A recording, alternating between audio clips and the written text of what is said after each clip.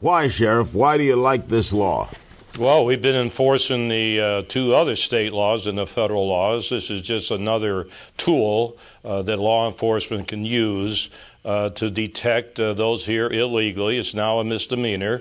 They can be arrested and put in jail. And we have a big problem in this state and across our nation. Something has to be done. The federal government needs help, and we're here to help.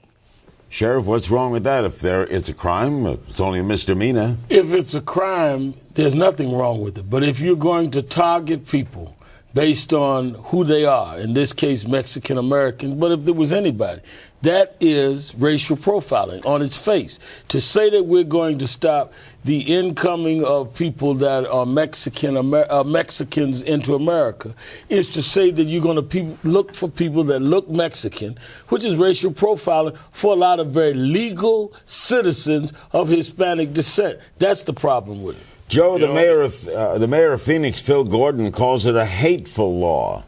How do you respond to that? Well, he's an open border guy. He's called me Nazi, every name in a book. Let's get back to Al. Al, you came here in June.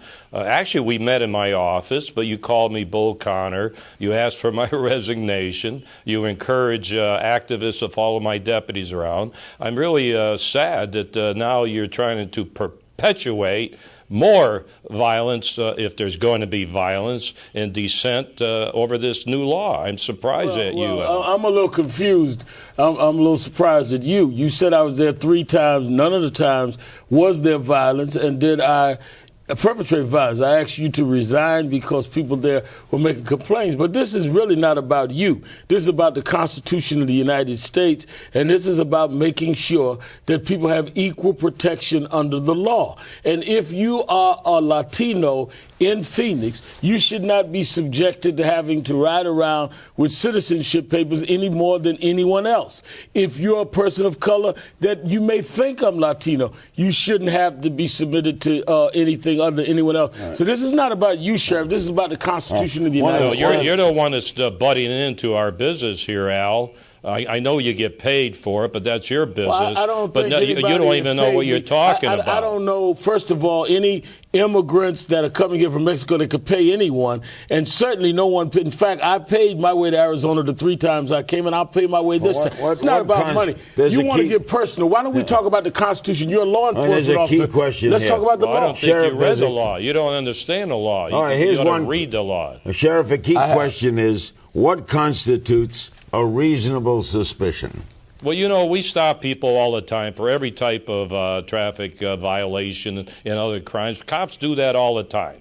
They have a right to ask for their driver's license, ID, right? And so, of course. We don't just go on a street corner and grab people. Why do you need a law that says reasonable suspicion if it's already inherent? Well, let me tell you this. Now there's the new law says that we can arrest people pursuant to our duties if they're here illegally. So that's a good part of the law.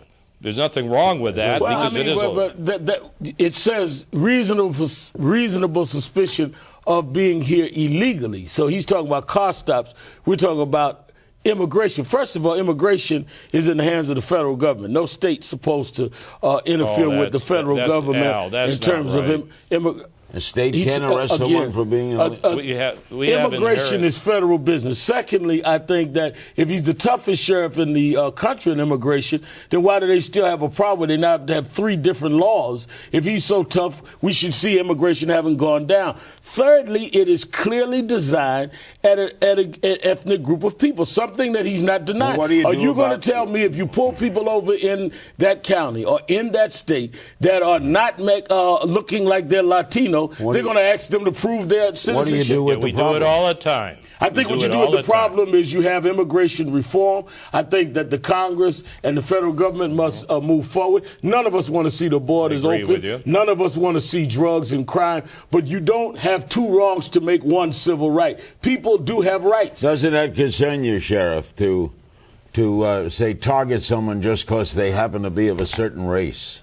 We don't do that. We've arrested hundreds and hundreds of people, never had any problems until Al's friend, the president, 60 days in office, had his Justice Department launch a civil rights investigation against me and my people. They've been roaming the streets for a year and a half. They haven't found anything. So evidently, we're doing the right thing, and I know that law enforcement under this new law will also do the right thing. Will this law help curb illegal immigration? It sure will.